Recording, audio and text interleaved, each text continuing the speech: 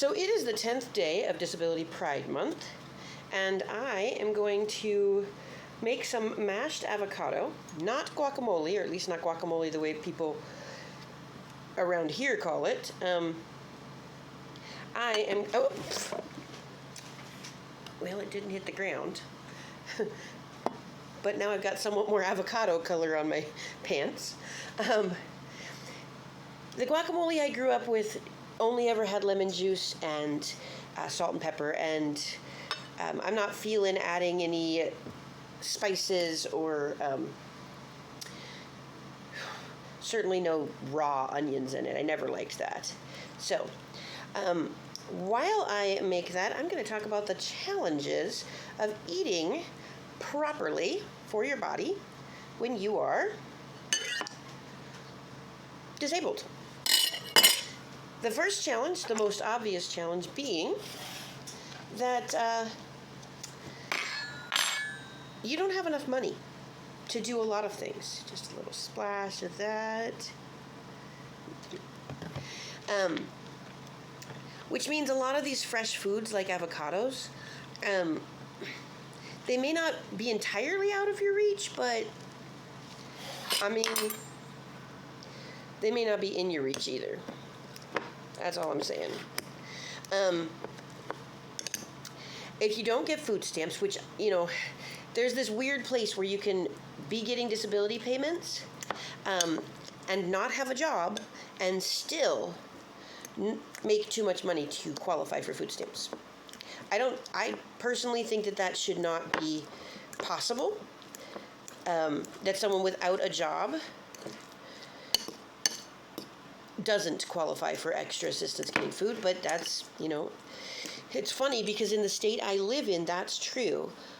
I make too much to be able to get food stamps, but if I moved half a mile away, I'd be paying more for rent, but I'd be living in a different state and I make $300 under the limit for getting food stamps in that state.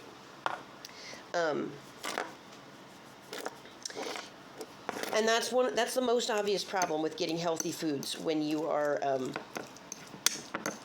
disabled. But there are some other ones. For instance, I clearly have the ability to prep these foods myself. And I have the ability to eat crunchy chips with these foods that I have prepped. But a lot of disabled people, especially if their disability, if they're mentally disabled, if they're physically disabled, if they're emotionally disabled, all of those groups will have difficulty with some or all of those tasks. For instance, if your problem is just mobility issues, you may have difficulty standing up to go and get the foods. If your problem has anything to do with your motor skills, you will have, of course, difficulty doing what you just saw me do, cutting open an avocado and mashing it up. If you have dysphagia or any kind of disabilities involving your jaw, your esophagus, any of that, you may not be able to eat the crunchy food that goes with it. And I'm sorry, a lot of things do not taste good or feel good going into your mouth unless they have a combination of textures. If you're just giving them all mush, it is very, very difficult. And that's another thing with emotional difficulties.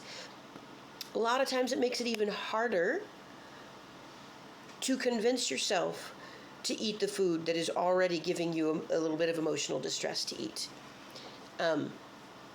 Because, well, for instance, this is not an emotional difficulty, but for instance, if you have ARFID or autism spectrum disorder or any sensory processing disorder, certain textures may be the grossest thing in the world to you. For instance, the only way I like a pudding texture is if it's on a chip.